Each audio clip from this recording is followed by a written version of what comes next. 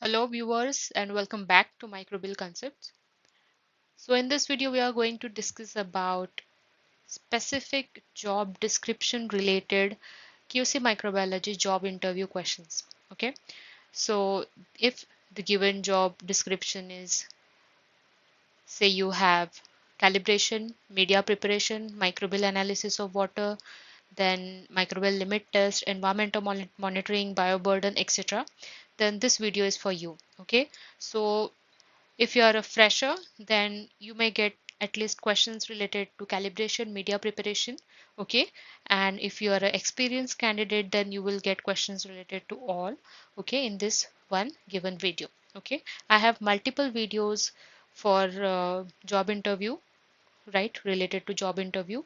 So you can go through those videos as well. Like, it is not possible for me to uh, get all the questions included in one video. So in this video, I have eliminated clean room and HVAC related questions because already video is available on my channel related to clean room and HVAC system. Okay, so let's start with this video.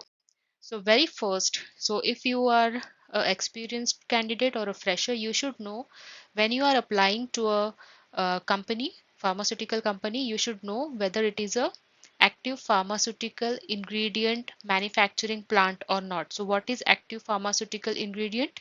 Okay, it stands as API unit. Okay, you will see that there are different plants of a single company. Okay, one will just produce the active pharmaceutical ingredient. Okay, everything is manufactured which is related or which is needed to make one drug. Okay, so you will find another unit where all packaging is done. Okay, so it depends on where you are applying for your job, so you should know that.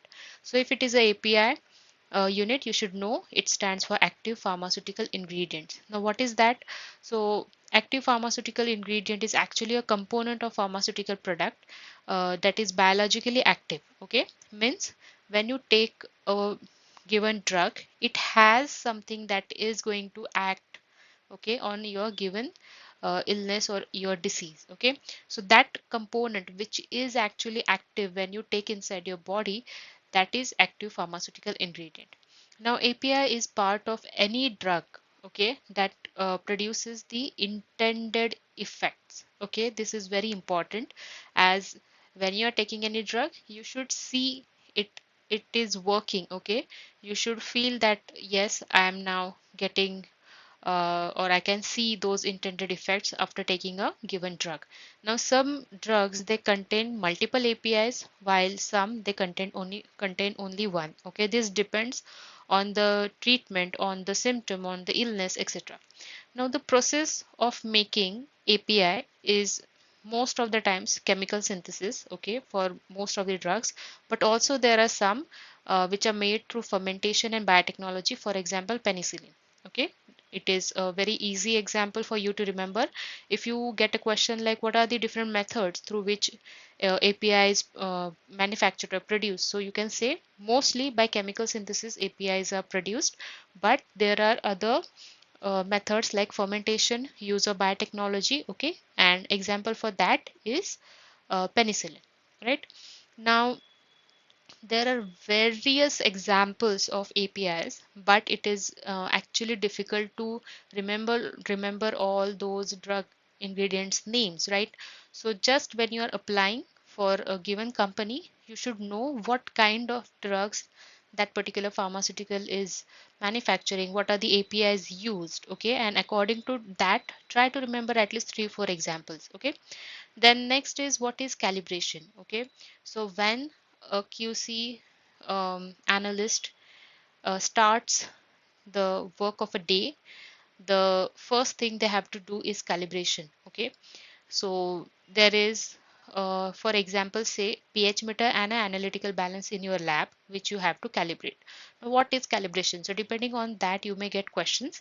So very basic definition of calibration is, you can say, it is a process which is done to ensure that the instrument provides accurate and reliable measurements as we use them daily, right?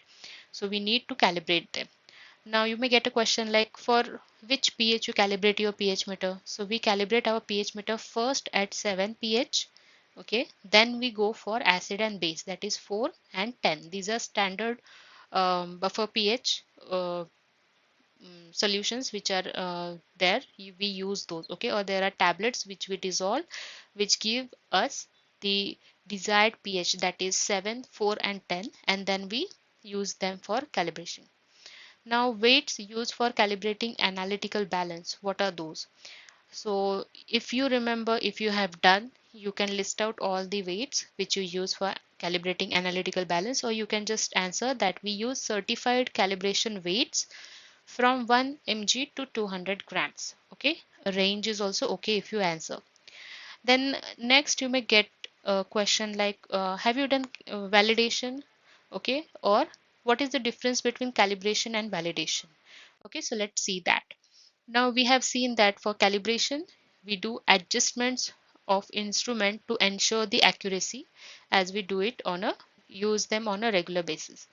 Then what is validation? Validation is confirmation that the process or the system or a given instrument, it meets required standards and specifications. Okay, so there is difference between calibration and validation. YouTube shorts video is also available on my channel. You can watch that. There you can get a clear idea of what is calibration and validation. Okay, now there are different points on which you can remember, you can understand this concept, and you can answer the question. So try to answer at least definition purpose. Okay, and you can give examples like, we calibrate pH meter, we calibrate thermometer balance or the pipettes, and we validate the sterilization process, we validate the cleaning disinfection process, right? So these are these are the examples which you can mention. Next is related to media preparation. So the first thing um, it comes to mind is autoclave, right? Because we use media in microbiology lab and we need sterile media. So autoclave is the one on which we rely a lot. So you should know the principle of autoclave. So an autoclave, it uses steam under high pressure, okay, to sterilize materials. Now it actually is a type of sterilization, that is moist heat sterilization. For its effectiveness or for the conditions on which we operate, the autoclave is actually very effective, as it kills microorganisms including spores, and it denatures their proteins. So we get all the items, all the glassware media free of microorganisms, right? That's the reason why we use autoclave. So what are the typical conditions?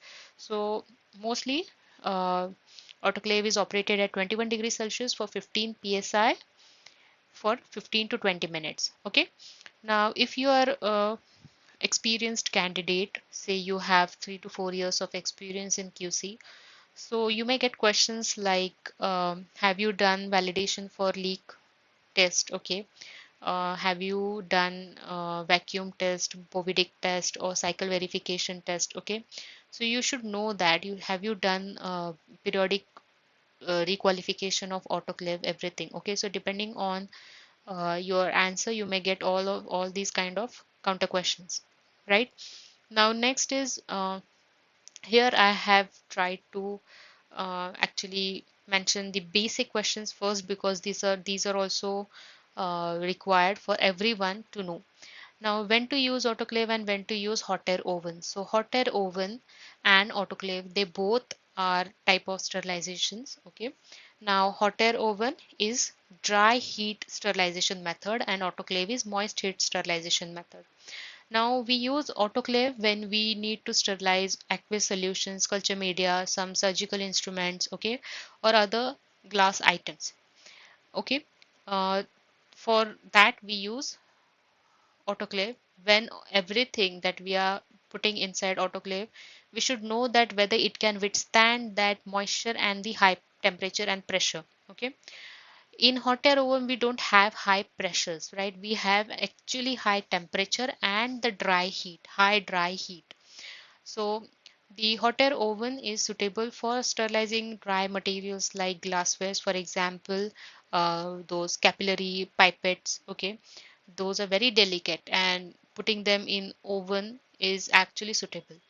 Now, glasswares, powders, or some oils like paraffin wax, etc., um, or polysorbate 80. Okay, for example, we use these for hot air oven. Okay, now the typical conditions for hot air oven are 160 to 170 degrees Celsius for 2 hours. Okay, so you can see here temperature is actually high than that of autoclave, and even the time for which we expose the material to the given conditions is also high in case of hot air oven. Okay, so you should know when to use autoclave, when to use hot air oven.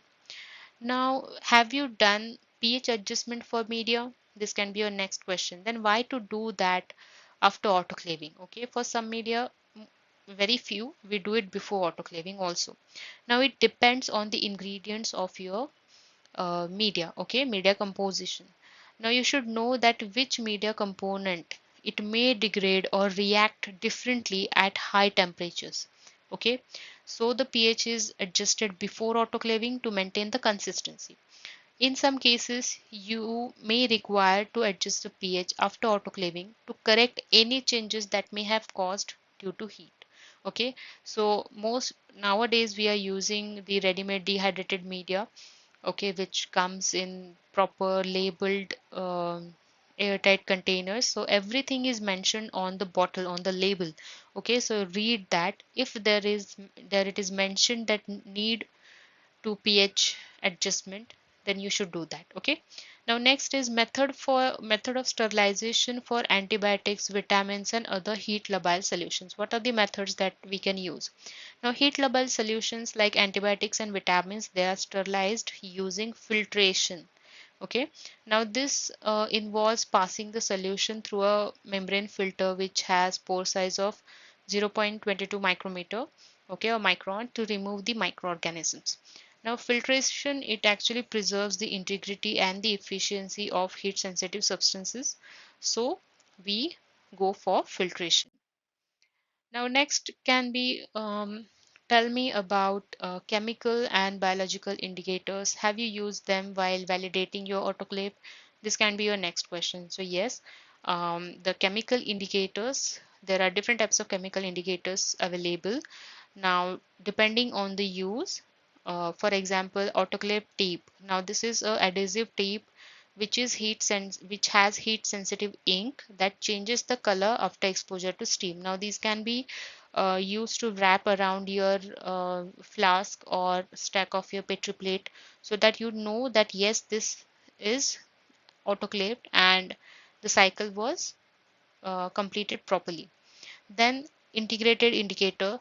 Now these are chemical strips or cards that react to the combination of time, temperature, and steam exposure. Okay, that means all the typical conditions of autoclave, if they meet, then and then only the color change will be seen.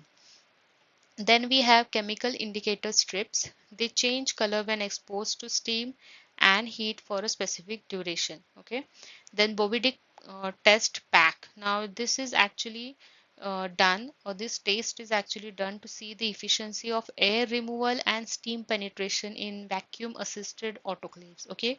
So if you are new to this one, you have not done, do use Google, do use ChatGPT, read other articles which are available, and get your concept clear for Bovidic test. Okay, at right now here I cannot keep on explaining this. I will try to upload another video soon. Next is biological indicators. Now, very famous, even in your theories you must have done in your college time, that we use Geobacillus stereothermophilus spores. Okay, now, biological indicators, they contain spores of heat resistant microorganisms that are known to be difficult to kill, right?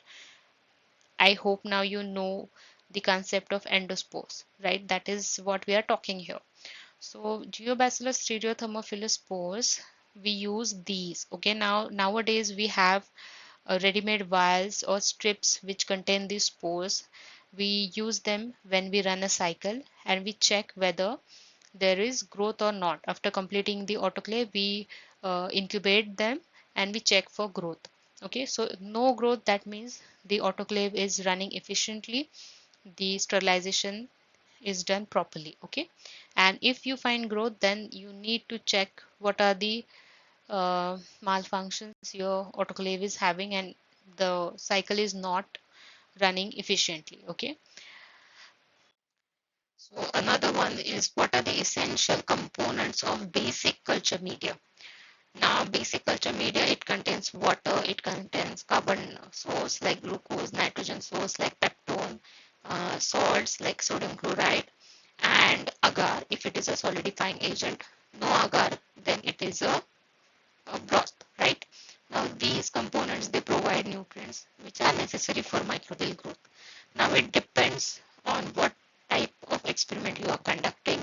It depends on what given trait you are testing your given culture.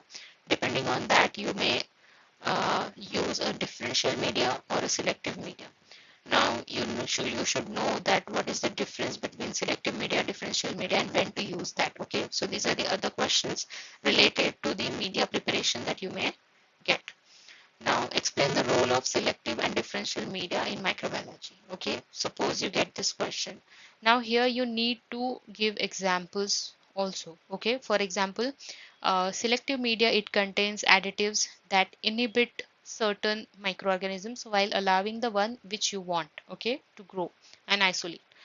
That is McConkey's agar. It is selective for gram-negative bacteria, right?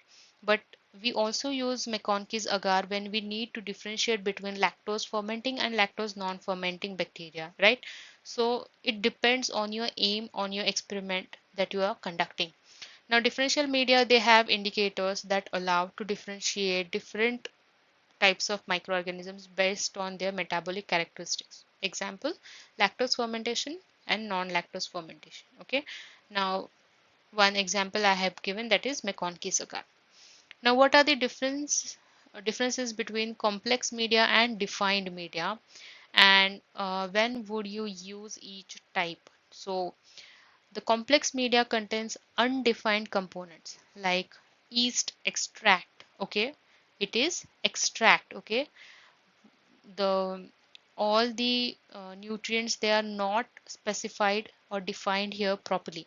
So yeast extract, peptone, these are broad spectrum nutrient supplying components that we use. Now these come under complex media, whereas defined media, they have precisely known composition of pure chemicals, okay, which are useful for studying specific metabolic requirements of microorganisms. Now that is the difference between complex and defined media. Now let's move towards microbial limit test, okay, MLT.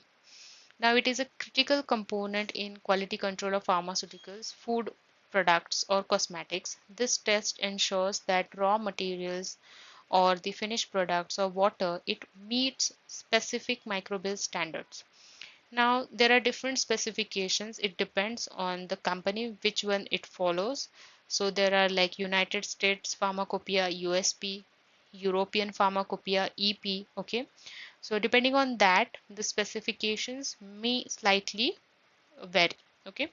So for raw materials, we test it for say total aerobic microbial count, total yeast and mold count. Okay. So for TAMC, that is total aerobic microbial count, the acceptable limit, it varies depending on the type of raw material. Okay. Mostly say for non-material, let's go with non-sterile raw material. It should be less than 1000 to 10,000. For total yeast and mold count, it should be less than 100. Okay. For finished products, it also depends now what type of pharmaceutical or a cosmetic company you are applying. So depending on that, the total aerobic microbial count, it varies from say 1000 to 10,000, and total yeast and mold count, it should be less than 200 CFUs per gram or per ml. Okay, depending on the product. If it is liquid, we go for CFU per ml. If it is powder, we go for CFU per gram. Now specifications for water. Now if the water is especially used for pharmaceutical use, okay, like injectables and all, then the total aerobic microbial count, okay, it should be less than 100 CFU per ml, okay, of your purified water, and less than 10 CFU per 100 ml, okay, for your water for injection. Okay, then total yeast and microbial count, it should be absent for both purified and water for injection.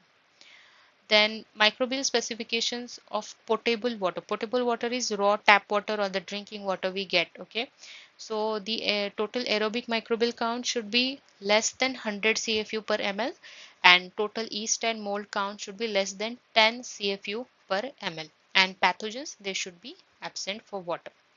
Now what are the plating conditions? Okay, plating and incubation conditions. So most of the times for water we do spread plate technique, okay, and we incubate the plates for, say, total aerobic microbial count. We use soybean casein digest agar plates, and we incubate them at 30 to 35 degrees Celsius for 48 to 72 hours. Total yeast and microbial count, we plate them on Sabro dextrose agar, and we incubate at 20 to 25 degrees Celsius for 5 to 7 days. Okay. Now, what is difference between DM, that is demineralized water, DI, that is deionized water, and DW, that is distilled water? Okay, and yes, of course, potable water. Potable water is raw water that we get from tap. It should be ideally suitable for drinking, but in India it is not possible. So let's go through the difference. So deionized water is created using ion exchange resins to remove the ions, and it is low in minerals but may contain organic contaminants. Okay.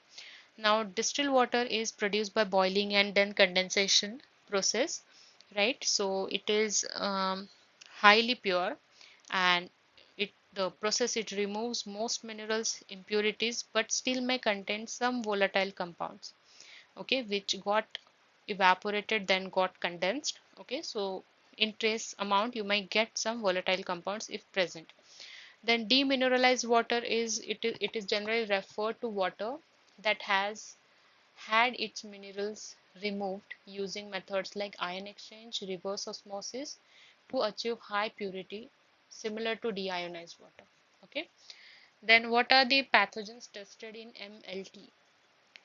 So MLT is microbial limit test. So after doing the total aerobic and total yeast and mold count, we also go for pathogen testing, right?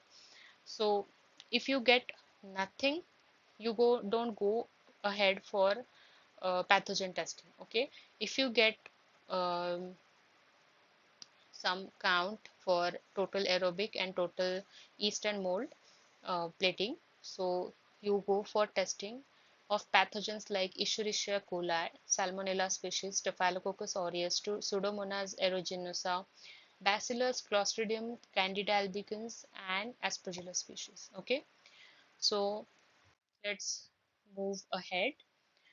So now you do everything related to uh, microbial limit test in laminar airflow or a biosafety cabinet. Okay, not laminar airflow, most of the pharmaceuticals they have biosafety cabinet only.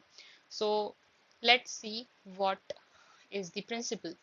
Now you should know the difference between both laminar airflow and biosafety cabinet. So now laminar airflow, it refers to air moving uniformly in parallel layers with minimal turbulence, often used in clean rooms and workstations to create contamination free environments. Now this airflow is typically achieved through HEPA filters. Now what are HEPA filters? Now HEPA filters, it stands for high efficiency particulate air. Now these are filters which are used in biosafety cabinets and laminar airflows. Now they are designed to trap at least 99.97% of airborne particles, okay, and particles which are of, say, more than zero point 0.3 microns, okay, in diameter.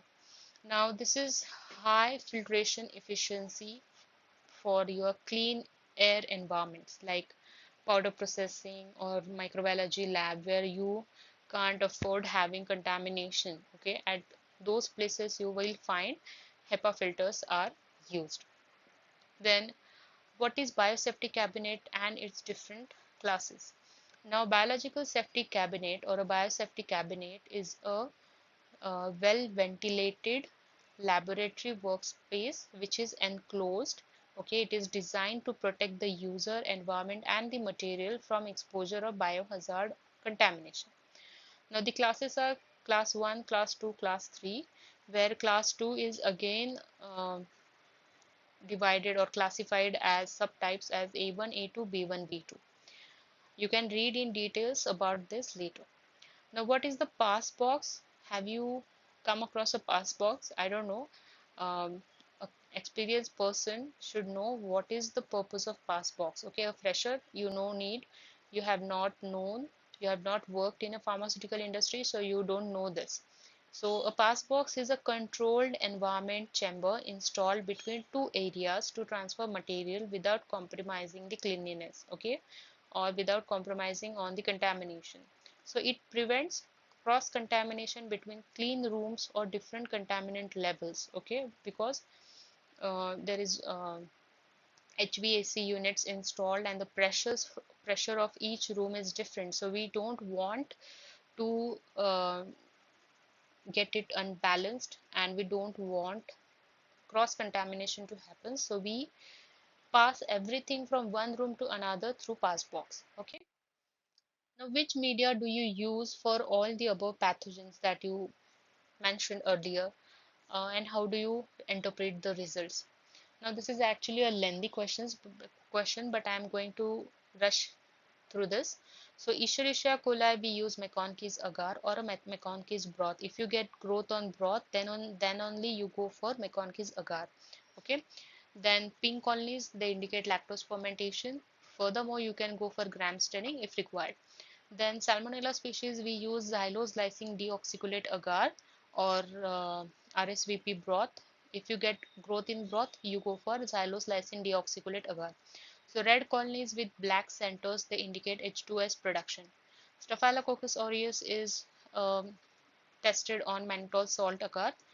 Yellow colonies indicate mannitol fermentation. Pseudomonas aeruginosa, for that we use citramide agar, where we see greenish colonies due to pyocyanin production. Clostridia species reinforced clostridial medium is used, and growth under anaerobic conditions is checked. For Candida albicans and Aspergillus species, we use Sabrodextrose agar. For Candida albicans, you will see dry, creamy, white colonies growing.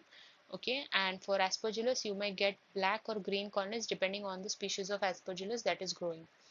Then, if you have Enterobacteriaceae, then you uh, use McConkey's agar. Pink colonies indicates lactose fermentation, while colorless colonies they indicate lactose non-fermentation. For Bacillus, we use soybean casein digest agar. It is a general purpose medium which is just used to cultivate non-fastidious microorganisms. Okay, so the colonies of Bacillus they generally appear large, dry, and flat. Okay, with irregular and raised margin, irregular edges. Now, next related to MLT is microbial limit test is growth promotion test, okay, GPT. So you run this parallelly. So this is a test which assesses the ability of culture media to support the growth of microorganisms specified in pharmacopoeia standards. Okay, so say one bottle of media you have used, now you have opened a new bottle of media. So you need to know that you need to test that whether the new bottle of media is giving the same results as that of the previous one. Okay, in simple words, this is what the growth promotion test it is. Now this ensures that media used in microbiological testing is capable of detecting microbial contaminants or indicators, they are reliable, then contributing to the accurate results and compliance with regulatory requirements is what is needed to check. Now, other than growth promotion test, you may get questions on have you done preservation and subculturing of the culture? Then from where you got your cultures. Now we get the cultures, standard cultures from culture collection centers, okay, like ATCC or microbial type culture collection, that is MTCC. Okay, now we get either vial or slants. If you get vial, then you need to revive them. Okay, uh, then you grow them on your plates, try to isolate them, keep a master plate and slant. If you get slants directly, then you can subculture them on another one or two sets of slants and you can keep them as a stock. Now, after you get your cultures, you revive them, you grow them, you keep the set for 3 months. Okay, then you again subculture them. Okay, that is preservation is done every 3 months. And for GPT, we need such standard known cultures. So we make a serial dilution, okay, fortnightly. That is every 15 days we make a fresh serial dilution of a given culture, and we use last three dilutions for testing it for GPT. Okay, any of last three dilutions can be used for GPT. Then what is environmental monitoring and what are the tests which are in conducted or included under environmental monitoring? Now, environmental monitoring, it involves monitoring the cleanliness, okay, how clean the environment is of a pharmaceutical manufacturing plant. So, to detect and to prevent contamination. Now, this includes testing for air. For example, we do settle plate exposure test. For surface, we do swab test or Rodac plate, contact Rodac plates. And for personal monitoring, to ensure the compliance with regulatory standards. Now, tests which are included, they are like air sampling for viable particles, surface sampling for microbial contamination, personal monitoring for microbial shedding, and specifications. Typically, they include limits for microbial counts and identification of isolates, that means pathogens, to assess the contamination risk. Then next is what is settle plate exposure test. Now this is done for air sampling. So here we test for viable particles. Okay, so we keep plates exposed for say 4 hours in um, what we say in critical points. Okay, which are pre-designed, which are pre-selected, and at that particular points we keep a plate of a media, sterile media, exposed for 4 hours, and then we incubate that plate. Okay, and we check for colony forming units. Okay, and if the count is too much, if it exceeds the limit, then we test for pathogens also, and depending on that, the results are uh, reported, documented, and they are informed for the to the higher authorities to take action if required. Okay, then next is you may get questions related to bioburden test as well. Now, what is the difference between environmental monitoring and bioburden test? Now, environmental monitoring is done for cleanliness of a manufacturing environment, okay, to monitor the microbial load. And bioburden test is to determine total microbial load in a given uh, product or the sample, okay, that can be say raw material or finished product. Okay, now samples are like air, surface, and personal samples. Here we get products, raw materials, components. Now the environmental monitoring, it focuses on prevention of contamination. Here we assess the microbial load present in the given sample, right? So this is about environmental monitoring and bioburden test. So I hope now the concept is clear. Okay, many concepts I have done here. So I hope this helps you for your job interview. Okay, thank you.